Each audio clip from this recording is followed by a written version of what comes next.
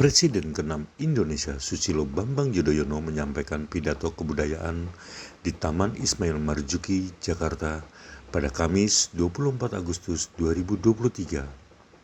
Dalam pidatonya, SBY menyinggung soal ciri-ciri manusia Indonesia yang dikutip dari buku karya Muchtar Lubis. Adapun ciri-ciri manusia Indonesia, yang pertama munafik, kedua enggan bertanggung jawab, ketiga berjiwa feodal, keempat berwatak lemah, kelima percaya tahayul, dan keenam berjiwa seni. Hal itu diungkapkan SBY dalam pidato kebudayaannya. Muchtar Lubis mengatakan, kalau nggak cocok jangan marah sama saya.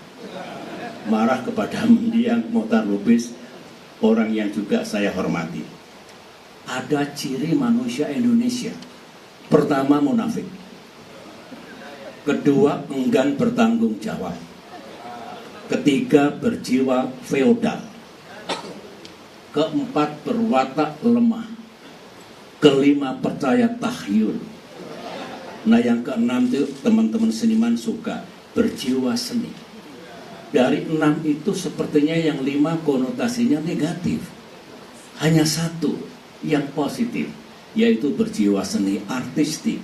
Bayangkan kita dianggap hipokrit atau munafik, enggan bertanggung jawab, kemudian berwatak lemah, berjiwa feodal, dan percaya pada tahyul. Kalau ada yang keberatan dengan rumusan beliau, paling tidak ini 46 tahun yang lalu. Ketika dipotret 1977, probably sudah terjadi perubahan, pergeseran, dan transformasi. Tapi karena itu anggaplah mitos, harus saya sampaikan pada malam hari ini.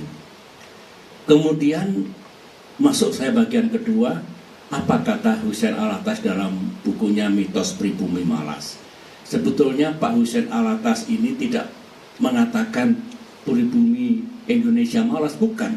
Justru beliau menentang cap dari para kolonialis yang pernah menjajah 3 negara, yaitu Indonesia dari pihak Belanda, Malaysia, Inggris, Filipina, Spanyol. Kata Husain Alatas, mereka itu mengatakan pribumi yang ada di Asia Tenggara ini, utamanya Indonesia, Malaysia, dan Filipina ini sebagai malas, terbelakang, intelektualitasnya rendah, dan sebagainya. Jadi konotasinya tetap negatif. Tapi pernah ada mitos seperti itu. Juga disampaikan dalam buku yang terkenal yang terbit 46 tahun yang lalu. Nah, yang ketiga, masuklah apa isi dari Asian drama, Gunnar Myrdal. Gunnar Myrdal yang juga peraih hadiah Nobel, seorang Swedia. Myrdal mengatakan bahwa ketika dipotret watak, karakter, kultur manusia yang ada di Asia, termasuk Asia Selatan, Asia Tenggara, Asia Timur, dan sebagainya, tesisnya adalah sulit untuk maju bangsa-bangsa seperti ini, masyarakat seperti ini. Bagaimana mau maju? Karena karakternya, karena knowledge-nya, karena miskin, dan sebagainya.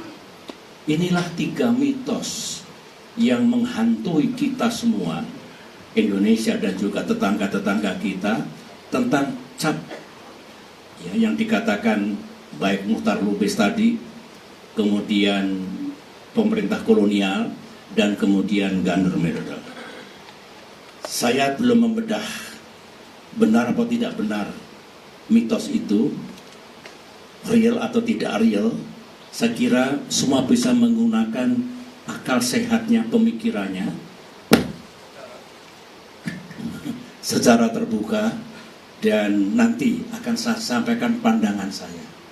Menurut saya, seorang SBY, benar atau tidak benar? Kalau benar sejauh mana? Atau benarnya itu sekian puluh tahun yang lalu kini tidak lagi? Atau sebagian sudah berubah? Mungkin sebagian juga belum. Nanti bagian akhir dari pidato ini akan saya sampaikan. Itu 3 mitos yang akan saya angkat. Ada 2 mitos lagi. ini belum lama sebetulnya menghinggapi cara berpikir kita, bangsa Indonesia, kita semua, karena muncul atau lahir pada masa Orde Baru, masa pemerintahan Presiden Soeharto. Ini tentang pembangunan. Satu, mengatakan, hei, bangsa-bangsa berkembang, negara-negara berkembang, termasuk Indonesia, kalau Anda ingin sejahtera, jalannya yang membangun ekonomi. Lupakan demokrasi. You have to choose. Kalian harus memilih, tidak mungkin dua-duanya. Kacau nanti, nggak nyampe tujuannya. Ingin sejahtera, ekonominya maju, ya nomor 2 kan demokrasi. Itu mitos, myth. Nah, mitos yang kedua ini soal keamanan nasional. Kalau bangsa kita mau tentram, aman, stabil, ya kurangi kebebasan, kontrol kebebasan, seolah-olah kita harus milih stabilitas dan keamanan yang baik atau kebebasan yang bisa merusak stabilitas dan keamanan. So, ini 2 mitos yang juga ada di negeri ini, di masyarakat kita yang berlangsung berpuluh-puluh tahun.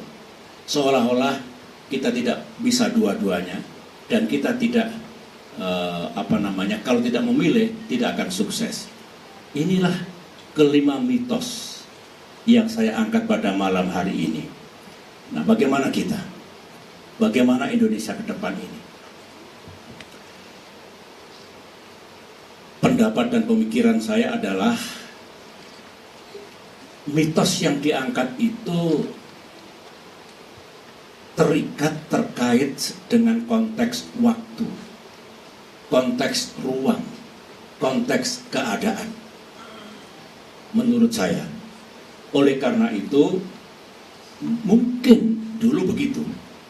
Over time, dekade demi dekade, tentu terjadi perubahan, transformasi. Oleh karena itu, mitos yang serba negatif itu mungkin sekarang sudah banyak yang berubah.